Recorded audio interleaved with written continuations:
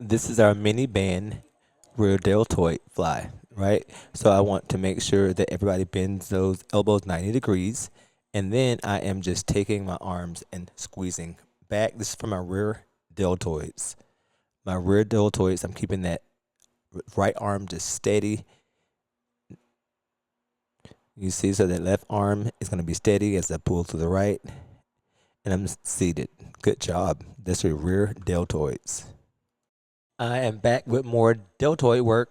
So this one is a single arm lat pull down. So my arms are going to come up and I'm going to take one side down. Look at the elbow coming down to my side and then you can rest it. So I'm trying to keep my arms apart as I pull down and I'm coming up.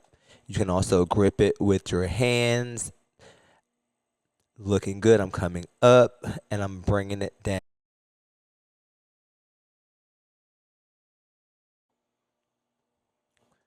This is my rear deltoid flies where I'm squeezing back. This is working my deltoids.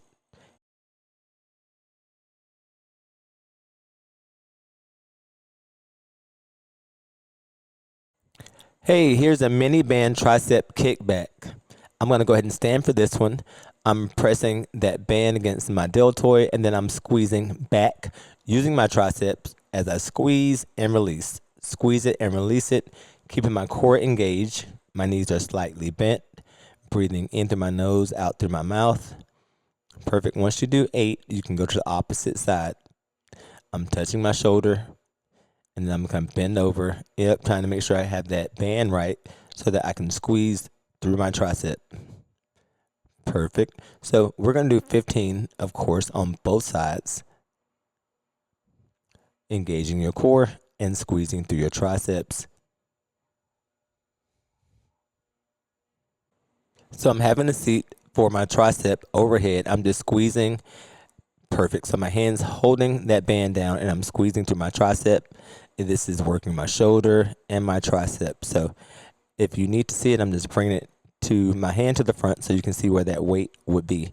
I'm still pressing down through my triceps. So my hand is on the top of my shoulder and I'm pressing down to my triceps.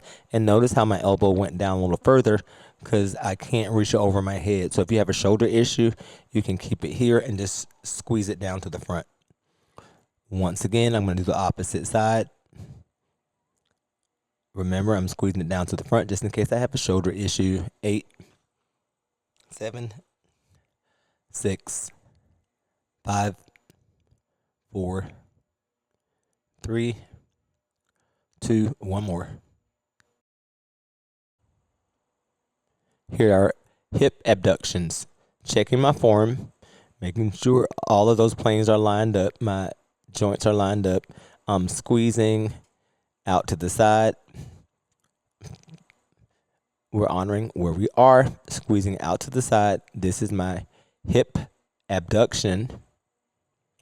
And notice how I'm trying not to touch the floor and squeezing so that I can get the entire outside of that leg.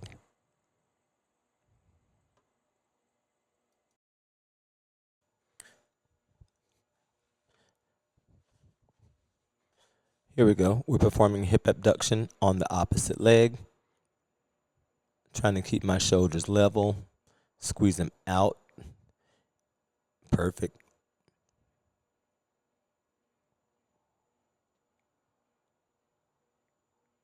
These are your standing hip abductions.